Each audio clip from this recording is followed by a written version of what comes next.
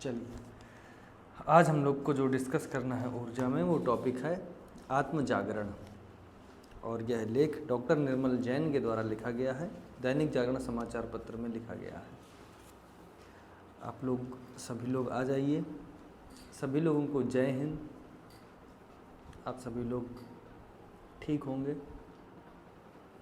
प्रतिदिन हम लोग कुछ ना कुछ डिस्कस करते हैं, कुछ इससे आपको सीखने को मिल रहा है कि नहीं मिल रहा है, या कुछ सुधार हो रहा है खुद में।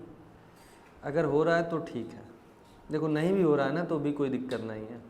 एक समय के बाद वो सब चीज़ें सुधार, सारी चीज़ें होने लगती हैं। हम लोग को कई बार चीज़ें आसानी से तुरंत समझ में नहीं आती हैं। जब कुछ ना कुछ हमको कोई ना कोई घटना घटित होती है या कुछ ना कुछ नुकसान होता है, तब हम लोग जल्दी सीख जाते हैं, है ना। कोई ना कोई कीमत चुकाने के बाद ही वो चीज़ ज़्यादा जल्दी समझ में आती है। चलिए, तो आज का जो टॉपिक है आत्म जागरण, इसके बारे में अभी हम डिस्कस करेंगे। ये लेख आपको व्हाट्सएप के माध्यम से, टेलीग्राम के माध्यम से मिल ही गया होगा। आप लोग भी एक बार पढ़ा करिए। हिंदी के शब्द शुद्ध लिखने में, नए नए शब्द सीखने में आपको बहुत मदद मिलेगी, है ना। चलिए पहले पढ़ते हैं, फिर इसके बाद में इसमें चर्चा करेंगे। हमारे शास्त्रों में उल्लेख है कलैव ब्रह्म, अर्थात कला ही ब्रह्म है। और कला किस चीज़ की? कला किसी भी चीज़ की आप ले लीजिए, जैसे कि वीणा के तार छिड़ने से बढ़िया मधुर संगीत निकल आता है, वो भी एक कला है। पत्थर को तराश करके मूर्ति बना दी जाती है, वो भी एक कला है। तो हर तरह की कलाएं हैं ये, और कला ही ब्रह्म है। ठीक है, ये कला ही है जो पत्थरों में छिपी मूर्तियों को निखारती है। कला ही शब्द में पड़े छंद को मुक्त करती है, वीणा में सोए संगीत को जगाती है। लेकिन सभी कलाओं में सर्वश्रेष्ठ कला वह है जो सोए हुए आत्मा को जगाती है। आपके अंदर जो आप खुद को यदि जान गए ना, देखो आत्म जागरण टॉपिक का नाम ही है। यदि आप खुद को जगा ले गए, या खुद अपने अंदर आपने ये कला विकसित कर ली कि आप खुद को देखने लगे, खुद को हर चीज़ के लिए अलर्ट करने लगे, जगाने लगे। जो सुधार आप दूसरों में देख रहे हैं, पहले वो खुद में आप कोशिश करने लगे कि हो जाएं, उसके बाद दूसरे में देखे जाएं, तो ये बहुत बड़ी बात होगी।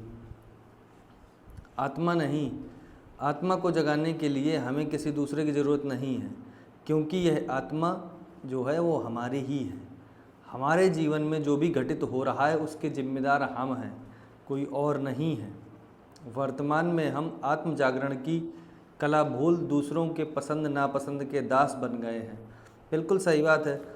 कोई व्यक्ति आपको थोड़ा सा कह देगा कि तुम ऐसा, तुम वैसा, तुम उतने में ही प्रभावित हो जाओगे, जबकि ऐसा होना नहीं चाहिए। कोई कुछ भी कहता रहे, आप अपने में मस्त रहिए, आप अपने जीवन को एंजॉय करिए। कोई कह रहा है कि तुम खराब हो, कह दो हाँ हैं। कोई कह रहा है तुम अच्छे हो, कह दो हाँ ठीक है, कोई बात नहीं, धन्यवाद आपका। कोई दूसरा कुछ बोल दे, उससे आप प्रभावित नहीं होना चाहिए। आप इतना कमज़ोर मत खुद को बनाइए, किसी को ठेका मत दीजिए अपने जीवन का कि वो डिसाइड करेगा कि आप क्या करें क्या ना करें, है ना। नादिर शाह ने हाथी पर बैठने से यह कह करके इनकार कर दिया था कि जिसकी लगाम मेरे हाथ में ना हो उस पर बैठना खतरे से खाली नहीं है। एक किस्सा है एक बार का। अपने जीवन की लगाम यदि हमारे हाथ में है तो हम स्वयं के मालिक हैं और स्वतंत्र हैं। न जाने क्यों अपना बुद्धि विवेक त्याग कर हमने बाहर वालों को हमारी गतिविधियों के संचालन करने की अनुमति दे दी है। वस्तुतः हम स्वभाव से नहीं अपितु दूसरों के प्रभाव से जी रहे हैं। बिल्कुल सही बात है। हर चीज़ में हमने इतना हस्तक्षेप दे रखा है दूसरे व्यक्ति को कि वही कंट्रोल करने लगता है, और फिर परिणाम भी वैसे ही होते हैं। हमको खुद के बारे में बैठ करके सोचने का विचार टाइम ही नहीं रहता। किसी की प्रशंसा में मंत्रमुग्ध होकर उसके मुरीद बन गए, कोई हमारे ऊपर लांछन लगा लिया तो उससे शत्रुता पाल ली। हम दूसरों से इतना प्रभावित हो जाते हैं कि स्वयं के भीतर झांकने का अवसर ही नहीं मिलता। हमारी प्रसन्नता और नाराज़गी दूसरों पर आधारित की हो गई है, क्योंकि जीवन में सब कुछ दूसरे तय कर रहे हैं। हम भी अपनी समस्त क्रियाएं दूसरों से प्रभावित करने के लिए और उनकी कसौटी पर खरे उतरने के लिए कर रहे हैं। हम अपनी समस्त मौलिकता खो बैठे हैं, जबकि हमारा हित इसी में है कि अपने मालिक बने। हमारा हित किस बात में है कि हम स्वयं के निर्णय भी तो ले सकें कुछ, या मतलब हम अपनी चीज़ों का एनालिसिस खुद करें ना, तो हमको पता चलेगा कि हमारी कैपेसिटी क्या है, या हमें क्या चीज़ अच्छी लगती है, क्या नहीं अच्छी लगती है, किस चीज़ में रुचि है, किस चीज़ में अरुचि है। फिर उसी के हिसाब से, अब किसी के दबाव में मान लो किसी व्यक्ति ने कह दिया कि, छोटा सा एग्जांपल कह दिया, लो कोल्ड ड्रिंक पियो, अरे पियो यार गर्मी है बहुत कोल्ड ड्रिंक पीने में, अब तुम्हें बिल्कुल पसंद नहीं है, लेकिन तुमने दबाव में, तो उसका जो बुरा लगता है ना तुम्हें पीने से, जो गड़बड़ मन में लगता है, वो तो तुझे झेलना पड़ेगा, क्योंकि स्टैंड आपको लेना पड़ेगा, नहीं पसंद है नहीं पीना, बस खत्म बात है ना।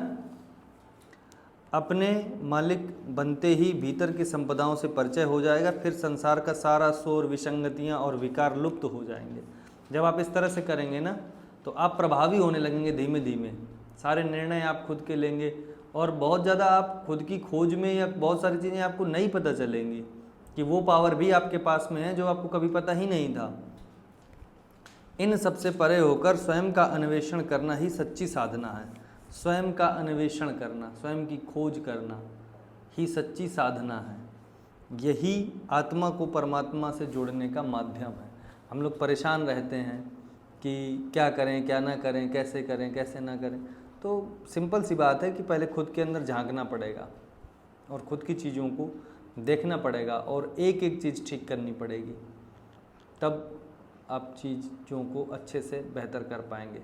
सबसे ज़्यादा देखो दुख आपको तब होगा, सबसे पास में जो आपके सबसे करीब होगा ना, सबसे ज़्यादा दुख आपको वही देगा, सबसे ज़्यादा टेंशन वही पहुंचाएगा आपको, क्योंकि उसको आपकी सारी प्लस माइनस ये सारी चीज़ें पता होंगी। और इमोशनल होते होते या भावनात्मक होते होते आप इतना ज़्यादा वो हो जाएंगे कि फिर अब कब शोषण होने लगेगा आपको पता नहीं चलेगा और आपको दुख से गुजरना पड़ेगा।